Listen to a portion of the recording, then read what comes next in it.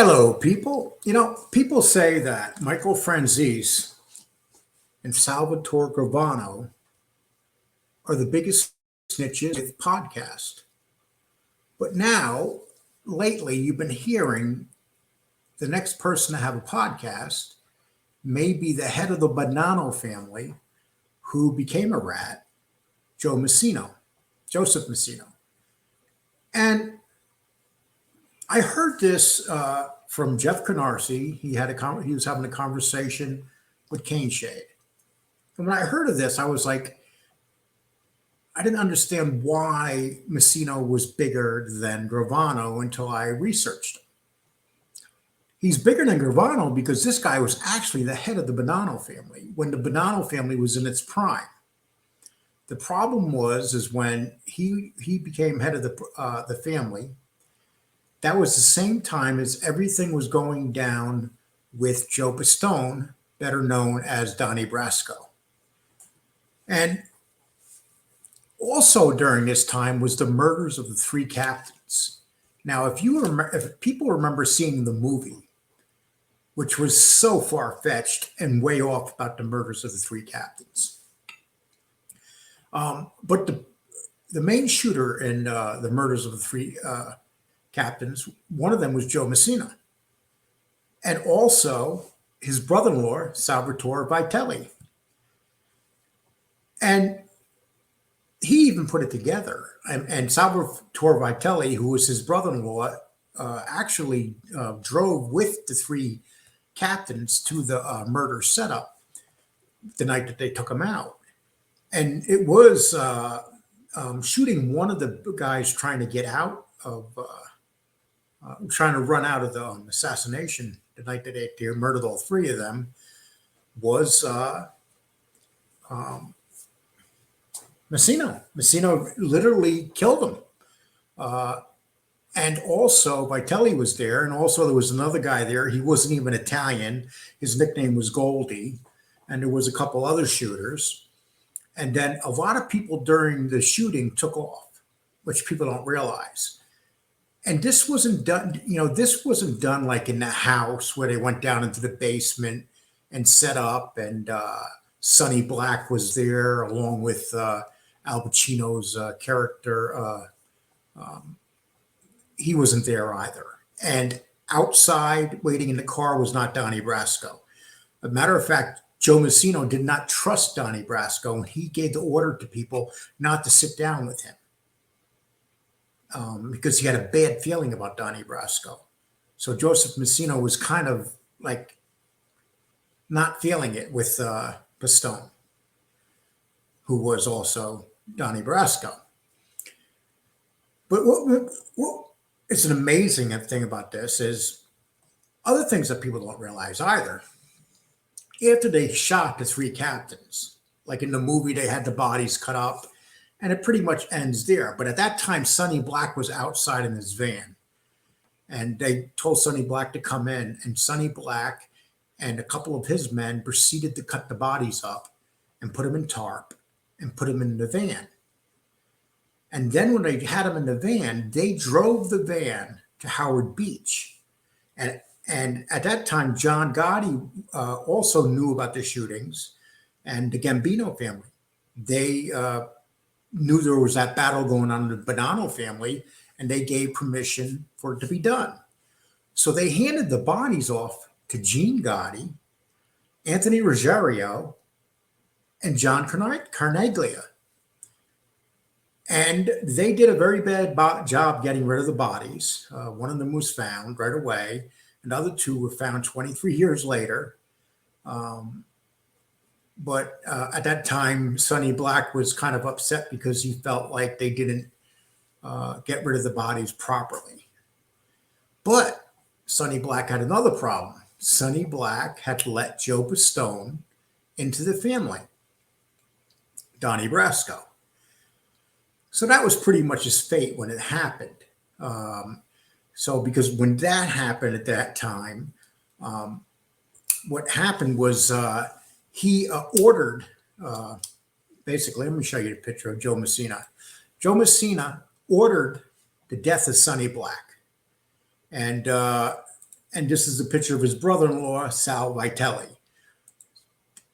And Joe Massino he's 78 now, so I'm not sure if it would be accurate to say that he's going to be a podcaster at the age of 78, because when he was finally released after he snitched out a lot of people, one of the things that get released was his health, because it was he was bad condition.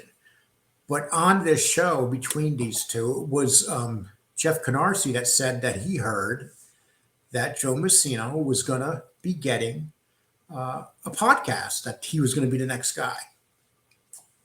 But since that time, a couple things have happened that may hurt him getting a podcast. And it's called John Panisi and Frankie Pasqua. John Panisi and Frankie Pasqua, they gave testimony about one thing.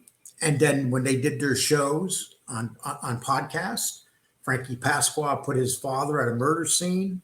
And in his original testimony, he said something totally different.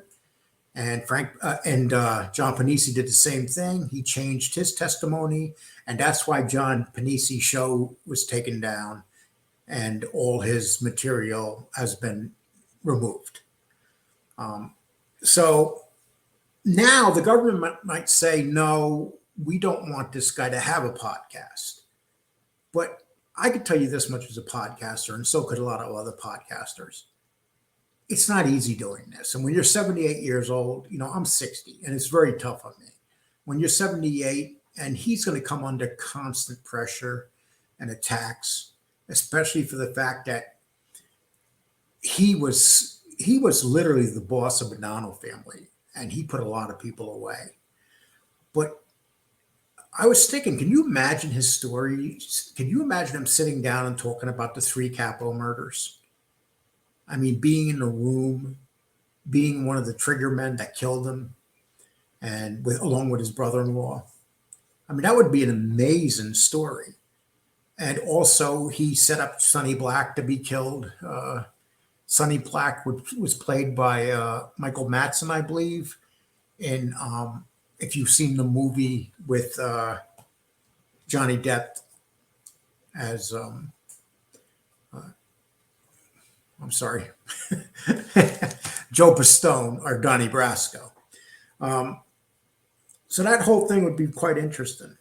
And the new stuff that I found out recently researching this was, I didn't realize that Rogerio, Gene Gotti, and John Carnegie were all involved in it also. And just think, Gene Gotti is still alive. I mean, imagine the stories that Gene Gotti would have. But the problem with Gene Gotti is, could he even talk about it? Because Gene Gotti was not a snitch. So he doesn't owe the government nothing. So he can't talk about the things that he did or the things that he was involved in. So that would be very risky for this guy, Joseph Massino, to come out and telling his stories, because there's a lot of gangsters still alive that he can implicate. I mean, he already implicated Gene Gotti when he said they dropped the bodies off in Howard Beach after the 3 capos were murdered. I just find that very fascinating. It'd just be interesting to see if this guy would get a podcast, especially the fact that he's 78. But the knowledge that this guy has, I mean, this guy was a ruthless killer.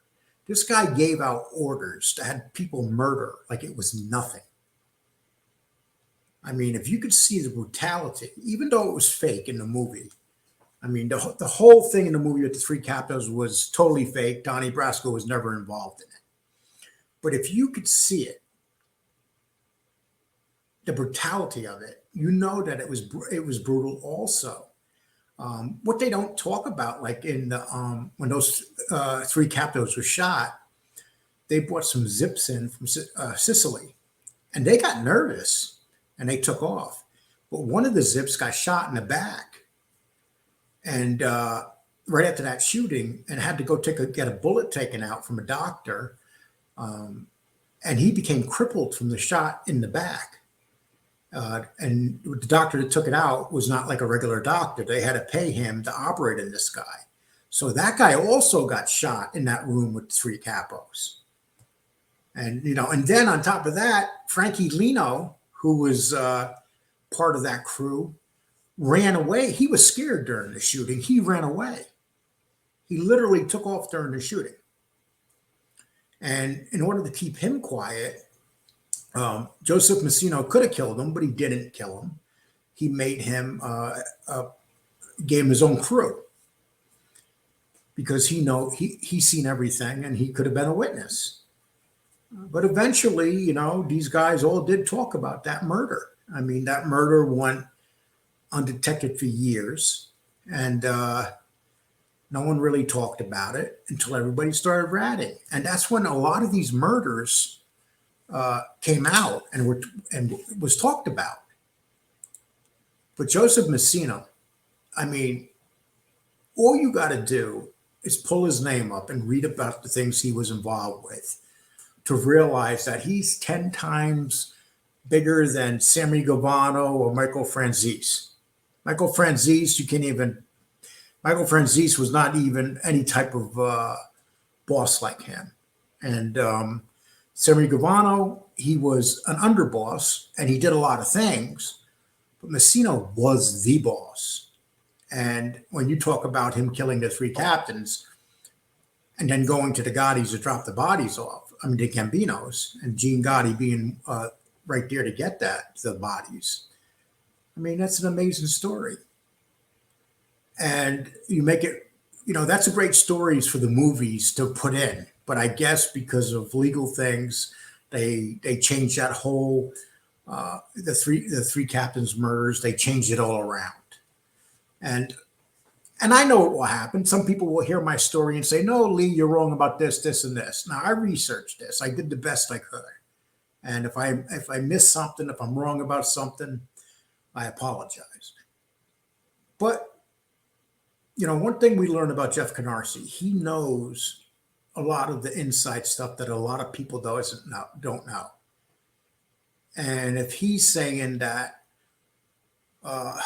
this guy, Joe Massino, is going to have a podcast, who would know better than Jeff Canarsie? And don't get me wrong, it might change. And if it does change, that wouldn't be Jeff Canarsie's fault. That would be the fault of Frankie Pasqua and John Panisi for having the big mouths and talking about stuff they weren't supposed to talk about. And that's the danger of putting these mafia guys on these podcasts. You never know what they're going to say. And, it's part of their egos, too. They want to be bigger than what they are. Now, a guy like Joe Massino doesn't have to be bigger than what he was. I mean, his stories are incredible when you think about everything that he was involved with. Now, Two Guns, Rosario, now he was being set up to be killed, and he was on his way to the bar. And Joseph Massino set up his killing, and he was played by the Al Pacino character.